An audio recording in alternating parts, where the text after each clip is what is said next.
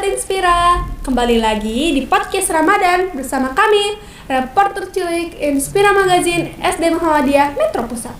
Perkenalkan, nama saya Fazil Mirameka. Sahabat Inspira di rumah bisa panggil saya Fazia, dan ini teman saya. Halo semua, perkenalkan, nama saya Pranajar Ganta Sultan, biasa dipanggil Arga. Saya Naila Kalisya Purnomo, biasa dipanggil Naila. Bagaimana kabarnya sahabat Inspira di rumah? Semoga tetap semangat ya. Pastinya dong, walaupun sedang berpuasa, kita harus tetap semangat karena segala aktivitas yang kita niatkan sebagai ibadah di bulan Ramadan ini pahalanya berlipat ganda loh. Wah, Masya Allah sekali ya kenikmatan yang kita dapatkan di bulan Ramadan. Berarti sahabat Inspira di rumah harus berlomba-lomba nih melakukan kebaikan. Membahas tentang puasa, jadi pengen cepat-cepat berbuka nih sahabat Inspira. Wah, tidak sabar ya sahabat Arga. Padahal tadi sudah cerita kalau sahurnya 2 piring loh. Tapi tetap harus ditahan dulu karena belum waktunya berbuka. Oh ya, berbicara tentang sahur dan berbuka, keduanya memiliki sunnah sahur dan berbuka loh. Mau tahu apa saja sunnahnya? Sahabat Inspira di rumah pasti sudah penasaran dengan sunnah-sunnahnya. Nah, jawabannya ada di podcast kita hari ini dengan tema sunnah sahur dan berbuka. Alhamdulillah telah bergabung bersama kita Ustadz Eko Setiawan MKOMI. Assalamualaikum Ustadz. Waalaikumsalam warahmatullahi wabarakatuh. Bagaimana kabarnya? Alhamdulillah kabar baik adik-adik sekalian. Ustadz, tadi kita membahas tentang sahur dan berbuka, dan kami penasaran apa sajakah sunnah-sunnah saat sahur dan berbuka. Bismillahirrahmanirrahim. Assalamualaikum warahmatullahi wabarakatuh. Waalaikumsalam warahmatullahi wabarakatuh. Alhamdulillah, assalatu wassalamu ala rasulillah wa ala alihi wa ashabihi wa mawalah.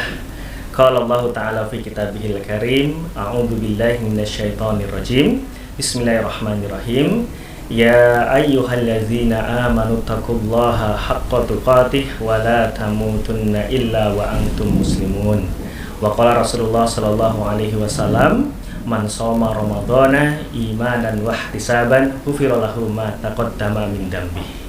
Adik-adik sekalian yang saya cintai, alhamdulillah pada kesempatan hari ini kita diberikan nikmat oleh Allah sehingga kita bisa bersama-sama mengikuti acara kita. Mudah-mudahan acara kita ini diberkahi oleh Allah Subhanahu wa taala. Adik-adik sekalian, berbicara tentang sahur dan berbuka. Tentu hal tersebut telah dicontohkan oleh Nabi kita Muhammad sallallahu alaihi wasallam. Oleh karenanya, ketika kita berpuasa, adik-adik sekalian harus memperhatikan kedua hal tersebut. Karena sahur itu adalah barokah. Sahur itu adalah pembeda puasa antara puasa kita dan puasa umat sebelum kita. Nabi sendiri mengatakan di dalam hadisnya, tasahharu fa inna fis sahuri barokah. Sahurlah kata Nabi, karena sesungguhnya pada sahur itu ada barokah. Oleh karenanya adik sekalian, ketika dibangunkan oleh ayahnya, oleh ibunya untuk makan sahur, jangan malas-malas. Nah, karena habis kita tarawih malam hari, lalu kita istirahat, mungkin capek dan lain sebagainya, tetapi bersemangatlah adik-adik, karena sahur itu adalah perintah Nabi dan pada sahur itu ada barokah. Sunahnya apa aja adik-adik sekalian? Ya, di antara sunahnya adalah ketika menikmati makan sahur hendaknya dilakukan di akhir waktu. Nah, jarak antara sahur dengan azan dijelaskan dalam sebuah riwayat itu, Nabi jaraknya itu kurang lebih membaca 50 ayat. Ayatnya tidak terlalu panjang dan tidak terlalu pendek, mungkin sekitar 10 menit atau 15 menit sebelum azan. Itu adalah waktu yang paling baik untuk makan sahur. Nah, adapun ketika menikmati makan sahur adik sekalian, hendaknya adik-adik harus memahami, memperhatikan adab-adabnya. Tentu yang pertama ketika menikmati hidangan, ya, hendaknya kita membaca basmalah. Selanjutnya hidangan yang kita makan ya, diusahakan ada kurma. Kalaupun kurma tidak ada di tempat kita makan masakan yang disiapkan oleh ayah dan juga oleh ibu ya, dengan baik ya. Nah, yang harus diperhatikan juga pada adik-adik, jangan pula ketika makan sahur berlebihan. Nah, harus porsinya itu disesuaikan. Jangan terlalu banyak juga, nanti habis sahur malah tidur. Nah, sholat subuhnya itu menjadi susah untuk bangun. Nah, adik-adik sekalian, nah ketika kita sudah menikmati sahur ya, hendaknya kita itu bersyukur kepada Allah Subhanahu wa taala. Ya, seperti itu. Nah, adik-adik sekalian ya, itu tadi beberapa hal ringkas tentang sahur. Nah, selanjutnya adik-adik sekalian, setelah kita itu seharian berpuasa, tiba saatnya kita berbuka. Nah, adik-adik sekalian, pasti dong kita gembira ketika kita berbuka puasa. Karena hal ini juga telah disampaikan oleh Nabi Shallallahu Alaihi Wasallam. Nabi mengatakan, lisoimi farhatani, farhatun inda fitrihi wa farhatun inda liqa'i rabbih. Jadi orang yang berpuasa adik-adik itu mempunyai dua kebahagiaan. Kebahagiaan yang pertama adalah ketika dia berbuka, dan kebahagiaan yang kedua adalah ketika dia bertemu dengan Tuhannya. Nah, adik-adik sekalian, ketika berbuka kita sangat senang karena setelah seharian kita itu menahan lapar dan dahaga, ya, kita bisa kembali menikmati makan. Nah, adik-adik sekalian, adab yang harus kita perhatikan yang pertama adalah mempercepat berbuka puasa ketika sudah azan maghrib. Nah, jadi jangan ditunggu-tunggu, jangan ditunda-tunda. Nah, setelah itu tentu membaca bismillah. Setelah itu kita memakan makanan yang disediakan oleh orang tua kita. Kalau ada kurma muda lebih baik, kalau ada tamar kurma yang kering lebih baik. Kalau tidak ada itu kita minum air. Nah, setelah itu kita membaca doa, dhahabat doma'u wa batallatil uruku wa thabatal ajru insyaallah. Ya, telah hilang dahaga, telah basah kerongkongan, telah ditetapkan pahala insyaallah. Nah, hadirin sekalian, setelah itu kita baru sholat maghrib, dan setelah itu kita baru makan besar, ya, makan nasi, ya. Dan mudah-mudahan ketika kita itu melakukan hal ini dengan baik, ya, mudah-mudahan dengan proses berbuka yang sesuai dengan tuntunan Nabi, mudah-mudahan puasa kita diberkahi dan diterima sebagai amal ibadah di sisi Allah Subhanahu wa taala. Demikian adik-adik. Terima kasih Ustadz. Wah, luar biasa sekali ya sahabat Inspira apa yang sudah disampaikan oleh Ustadz Eko Setiawan. Benar sekali sahabat Arga, kita jadi tahu apa sajakah sunnah sahur dan berbuka. Sahabat Inspira yang berbahagia, selanjutnya adalah tanya jawab. Adakah yang ingin bertanya?